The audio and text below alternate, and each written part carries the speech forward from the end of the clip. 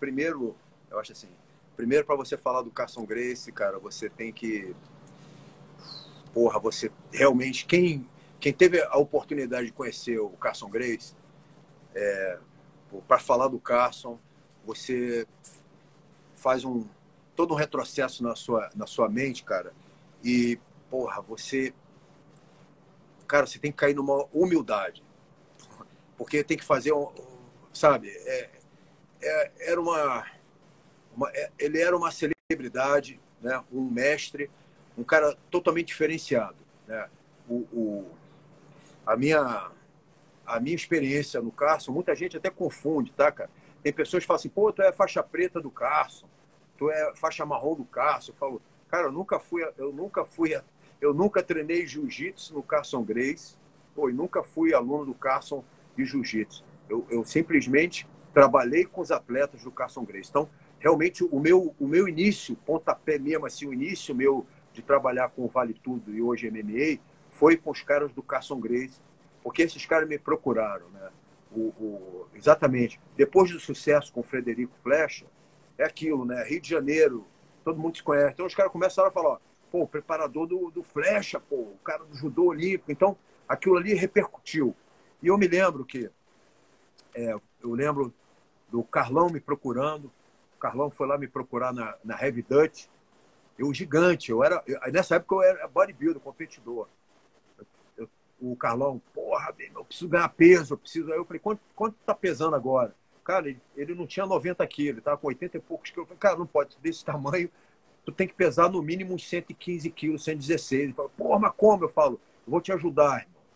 E foi que eu abracei o Carlão Barreto.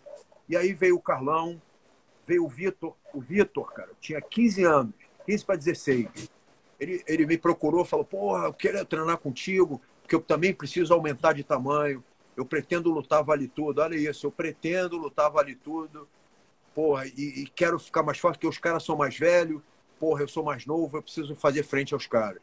E aí veio o Vitor, veio o Alan Góes, meu irmão Alan Góes, veio o Bebel, o Bebel estava sempre junto com esses caras, né, cara? E o Valide, que aí veio o Valide. Quer dizer, eu peguei, assim, ó, não peguei todos, mas cheguei a treinar Zé Mário, cheguei a treinar Libório, treinei o Conan, eu treinei muita gente do Carson. E eu posso falar, eles me abraçaram, cara, esses caras me abraçaram. Eu sempre gosto de deixar isso bem claro. Os caras me abraçaram, porque naquela época, rapaz, para você penetrar e para você conviver com qualquer pessoa do time do Carson Gracie era difícil. Os caras eram uma clã fechada, muito casca grossa. Os caras eram muito casca grossa demais, mas era assim, ó, não dá nem para falar o quanto, entendeu? Os caras muito brabo. E, cara, para mim, começar a conviver com esse outro universo, porque você vem do judô, cara. O judô é um esporte elitizado, né, de olímpico. Então, o judoca é um cara todo zen, né, todo... assim, ó, o judoca não é quer dizer que o judoca é porradeiro, lutar judô em competição alto nível é foda, é porrada pra caralho. Mas é outro estilo, a gente não tem essa agressividade de porrada, E o Carson era um cara muito brabo, né, cara? Ele tinha um poder de mindset ali, de realmente, do que ele foi no Vale Tudo, ele queria que todo mundo fosse igual a ele, cara. Não podia ser mutuca, como ele falava, né? Mutuca não ficava perto do Carson, cara. Não ficava ninguém. Um mutuca não ia ficar perto dele. Queria falar, tu é um mutuca, sai daqui. Então, cara, assim, a oportunidade que eu tive de começar a trabalhar com a equipe do Carson, esses caras, né? Que eram os caras da época que estavam lutando Vale Tudo. E poder ter a oportunidade de ter uma convivência com o Carson cara, foi uma escola. Uma escola, uma vivência que, pô, olha, quem não passou por isso não dá para entender o que eu estou falando. Você entende o que eu estou falando? Mas eu estou falando no Carson Gracie, eu estou falando no Carlão, estou falando no Valide, eu estou falando do Alan Góes, estou falando do Vitor Belfort, estou falando do Libório, porra, eu estou falando, porra, do Parrupinha, eu estou falando do Conan, eu estou falando dos caras que são fora da curva, né, cara, em relação à luta, né? E isso para mim serviu muito, cara. Porque isso me deu a direção de eu entender o que é o Vale Tudo. Não é a luta, o universo. Ali eu aprendi o universo do Vale Tudo. Eu falei, ó, irmão, ou você é um cara reto, papo reto, entendeu? Papo reto, casca grossa, né? Ou você tá fora do negócio. Então você tinha que ser papo reto, você tinha que ser um cara com poder de decisão, atitude. Os caras não admitiam, o Cássio não admitia um cara sem uma atitude, entendeu, cara? Então ali, eu convivendo com isso, foi muito bom para minha base de Vale Tudo e de MMA, porque me deu uma filosofia diferenciada em relação à visão do que é o universo da porrada, falando claramente, né? Eu convivia com o universo de judô competitivo, fui para o universo de porrada, irmão. Ou eu assimilava aquilo ou eu estava fora. Então, cara, assim, para mim, é a minha base. Eu sempre falo isso para todo mundo. A minha base foi ali. Ali eu aprendi realmente o que é porrada. E assim, cara, eu vou contar eu vou contar uma do caso que, porra, não dá para esquecer. O Vitor e o Carlão foram lutar o UFC número 17, tá? O Vitor ia lutar contra o Randy Couture, a primeira luta, e o Carlão ia lutar contra o Dave Benetor. Se ele ganhasse, ele ia fazer a final com o Mark Kerr. A gente foi para a Califórnia fazer a preparação lá, no Gold's Gym. Eu treinava os caras no Gold's e o Carson tinha a academia dele lá em Hollywood. Então, nessa temporada, o que aconteceu, cara?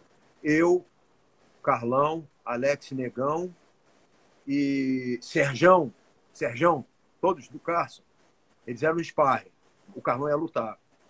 Fomos morar no apartamento com o Carson Grace, cara, em Hollywood. Pô, eu tive essa oportunidade, cara, de morar no apartamento junto com o Carson. Então era o Carson e nós.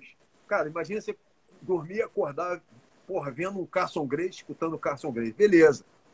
E aí, cara, o que acontecia? Na época, lançou esse negócio de shake proteico. Lembra? Shake, Metrex. Era Metrex. Eu era bodybuilder, eu estava no auge do bodybuilder, irmão. Eu estava enorme, competindo, né? E junto com os caras, treinando. E eu tomava muito shake, tomava Metrex pra caceta. Eu não sei porque o Carlão arrumou um patrocínio da Metrex. Irmão, era assim, caixas e caixas de Metrex no apartamento do Carson. E aí, na minha rotina de bodybuilder, eu comia de 2 em 2 horas. Aí os caras começaram a me acompanhar. Come de 2 em 2 horas e toma shake para crescer. Irmão, o Carson ficava louco com isso. Aí ele falava assim, ó, ô Gerão, para de dar shake pros garotos, bicho. Para de dar shake pros garotos. Ô Gerão, você parece uma draga comendo. Você só come 3 vezes por dia, para de comer. Aí ele ficava ali, para de comer, para de tomar shake, isso faz mal, velho. Então, isso era engraçado, né? E aí o mais engraçado é que tinha que tomar escondido. Aí tinha que sair, ficar tomando shake escondido, e eu saía para comer escondido, cara. O Carson não vê, porque ele não gostava. Ele fala, não, tá errado, só come 3 vezes por dia. Então isso era a parte engraçada, né, cara? E a gente saía escondido para treinar, ferro, tomar shake, cara. Era muito engraçado. E convivia com o Cássio, né, cara? Assim, ele tinha os hobbies dele, cara. Ele jogava carta, meu irmão, ele pegava um dicionário, cara. Ele pegava o dicionário, lia o dicionário e sabia palavras que, pô, ninguém sabia, cara. O cara, porra, ele era incrível. Ele tinha coleção de coisas, ele tinha coleção de CD. Então, ele era o Cássio era um cara muito excêntrico, sabe? Era uma personalidade. Agora, foi um cara que sempre me tratou muito bem, cara, sabe? Só para você entender, quando eu comecei a fazer a preparação física dos caras, com o negócio de treinamento de força, ele, não vai fazer, isso aí não é bom, blá, blá, blá. Ficou essa polêmica. Aí os caras, pô, cara, o Cássio não tá curtindo isso, porra. Eu falei, não, eu vou lá falar com ele, eu vou lá conversar com o Cássio, deixa eu conversar com ele. Eu me lembro que o Libório falou com ele que eu ia lá, e aí, porra, me lembro, o Libório me levou lá, falou, ó, mestre Cássio, aqui o Rogério, preparador da galera, eu vim conversar contigo. Aí eu entrei no escritório dele, nunca vou esquecer, ele, aquele jeitão dele, né, meu irmão? Bravo, né? Eu falei, pô, mestre, eu gostaria que o senhor fosse ver o meu trabalho.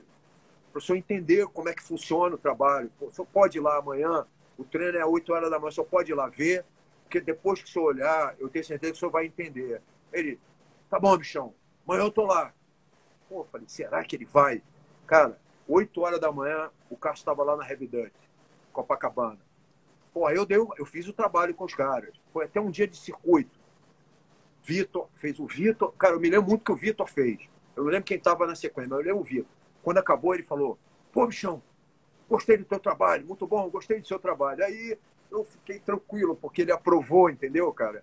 Ele aprovou e ele me deu a oportunidade de ver, ele não se recusou. Então, ele era um cara muito bacana. O Cássio era um coração enorme, uma pessoa, nunca me tratou mal, entende? Assim, sempre do jeito dele, mas, porra, eu sou grato pela a oportunidade que eu tive de conhecer, porra, essa lenda, né, cara? Essa grande autoridade do Vale Tudo e do Jiu-Jitsu, né, cara?